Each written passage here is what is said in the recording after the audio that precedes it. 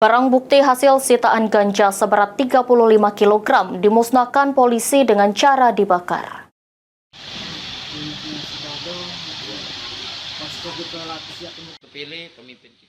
Ganja kering seberat 35 kg dimusnahkan dengan cara dibakar dengan menggunakan mesin pembakar.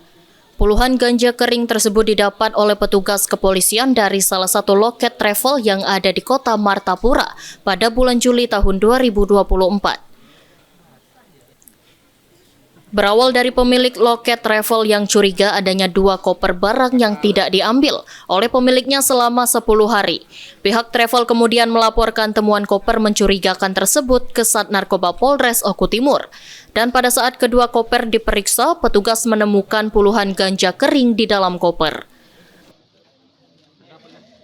Kita melaksanakan pemusnahan barang bukti narkoba seberat 35,74 kg.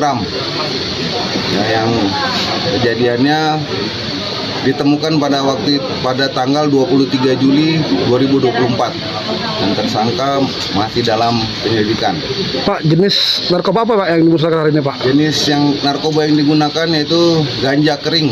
Ya, jadi kami melaksanakan pemusnahan di RSUD Martapura.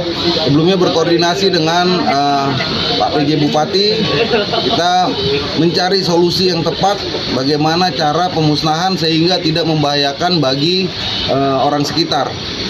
Kemudian Pak PJ Bupati menyampaikan untuk berkoordinasi dengan pihak RSUD Martapura karena pihak RSUD Martapura memiliki alat untuk memusnahkan dan mendisposal barang-barang dari rumah sakit dengan menggunakan api dengan ada pembuangan corong asap yang setinggi 15 meter sehingga kegiatan ini tidak membahayakan bagi lingkungan sekitar masyarakat maupun orang-orang yang ada di sekitar tempat pemusnahan.